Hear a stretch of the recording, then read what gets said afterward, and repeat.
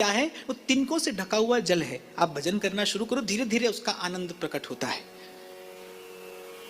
और बाकी कहते बाकी तो मृग मरीचिका है, सुख का प्रतिबिंब है, सुख नहीं। संसार में क्या है? संसार में सुख का भ्रम है। शब्द स्पर्श रूप रस गंध ये सब आपको सुख का भ्रम दिखाते हैं। सुख नहीं है, सुख का भ्रम है, सुख की छाया है।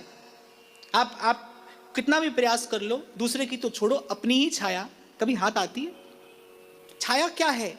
दिखाई पड़ती है लेकिन हाथ नहीं आती। बिल्कुल ऐसे ही संसार का सुख है, दिखाई तो पड़ता है पर हाथ नहीं आता है, पर नहीं है। इसीलिए कहते यही माया है, जो है सो दीसत नहीं और जो दीसत सो नहीं। फिर कहते कर्म धर्म देवन को जो फल, भक्ति बिना भटकत जो खल नल। 20 हाथ जो लेज बनावे, एक हाथ घट नीर न पावे। लेज क्या होती है? कुएं से जो जल निकाला जाता है ना, वो जो रस्सी से घट को या किसी पात्र को बांध दिया जाता है, उसे लेज कहते हैं। अब कहते हैं कि जल हो 21 हाथ गहरा, और आप लेज बनाओ 20 हाथ की, तो जल आएगा? नहीं आएगा। खूब डालो खूब निकालो, पर जल तो नहीं आने वाला। ऐसे ही कहते हैं कि मनुष्य अपनी तरफ से कितना भी साधन और कितना भी प्रयास कर ले, लेकिन जब तक संत और सदगुरु की कृपा से भक्ति न मिले, सब साधन व्यर्थ हैं। और व्यर्थ क्यों कहे हैं? बोले क्योंकि अंततः केवल संसार की ही प्राप्ति कराने वाले हैं। अधिक से अधिक श्री हरि के भजन के बिना, प्रभु की भक्ति के बिना कोई भी साधन कर लो, उसका अधिकतम फल क्या है? पुण्य है। मिलेगा। आप देखो संसार में आपको देखने को मिलेगा, पुण्य का प्रत्यक्ष दर्शन आपको हो सकता है। आप यहां ऐसे ऐसे लोग देखोगे जिनके पास बुद्धि नहीं है, अपार धन है, जो बिल्कुल परिश्रम नहीं करते, संसार की सब सुख सुविधा उनके पास में है। मूर्ख को तुम राज दिए हो, पंडित फिरे भिखारी। मूर्ख आदमी राजा है, पंडित बेचारा भिक्षुक है। ये क्या है? क्या ये ईश्वर के द्वारा किया गया अन्याय है?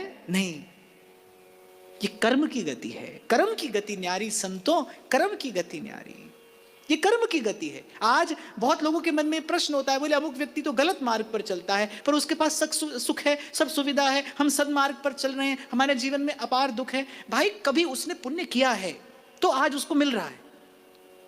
हाँ, पर लेकिन आज यदि वो सत्कर्म नहीं करता है तो केवल उसका पुण्य क्षय हो रहा है, क्षीण हो रहा है। क्या आपने संसार में ऐसे उदाहरण भी नहीं देखे जो एक समय संसार में भगवान के समान पूजे जाते थे, आज कहीं जेल में किसी कारागार में पड़े हैं? क्या है? पुण्य समाप्त हो गया।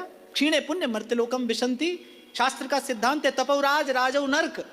तप से राज मिलता है, राज सुख भोगने के बाद जीव को फिर नरक में आना पड़ता है। और इस द्वंद्व से, इस दुष्चक्र से अगर कोई छुड़ाता है तो हरि का नाम जपो मेरे भैया, इसमें बरस महीना क्या।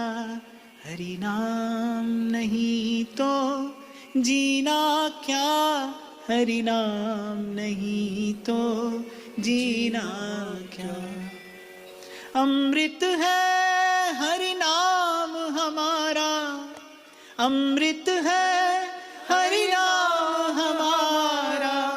छोड़ विषय रस पीना क्या, हरि नाम नहीं तो जीना क्या, हरि नाम नहीं तो जीना क्या। इसलिए सीधे सीधे बस हरि भजिए, कहीं से भी आरंभ करो, आना यही है भाई। हरि का नाम जपो मेरे भैया, हरि का नाम जपो मेरे भैया, इसमें बरस महीना क्या, हरि नाम नहीं तो जीना क्या, हरि नाम नहीं तो जीना। अब देखता हूं अब कार्तिक का महीना है तो भीड़ लगी है बाहर। मैं सोचता हूं कि जो लोग किसी मास विशेष में या समय विशेष में वृंदावन आते हैं, उनके लिए समय की महिमा, उस समय की महिमा अधिक है या वृंदावन धाम की? समय की महिमा अधिक है। ये सब व्यर्थ है भाई। हरि का नाम जपो मेरे भैया, इसमें बरस महीना क्या, हरि नाम नहीं तो जीना क्या, हरि नाम नहीं तो जीना क्या। किसी और तीर्थ में तो ये बात हो सकता है, ये नियम लागू होता हो, पर यहाँ वृंदावन धाम में नहीं।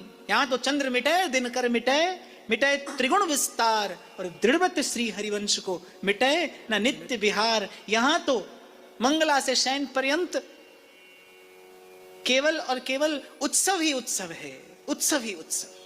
यहां तो चित्त की वृत्ति का उत्थान सहज होता है। देवदास जी ने स्पष्ट किया है, बोले सहज भजन की ढार में डालिए अपने मन को। किसी तिथि विधि के प्रपंच में पढ़कर भजन मत करिए, बस भजन के लिए भजन करिए, सहज भजन करिए, सतत भजन करिए, सदा भजन करिए, सदा भजन। मैं देखता हूं कितना प्रयास व्यक्ति करता है, बोले कार्तिक का महीना है वृंदावन वास करेंगे, श्रावण का महीना है तो काशी वास करेंगे। मैं सोचता हूं इन लोगों के लिए महिमा धाम की है या महिमा समय की है?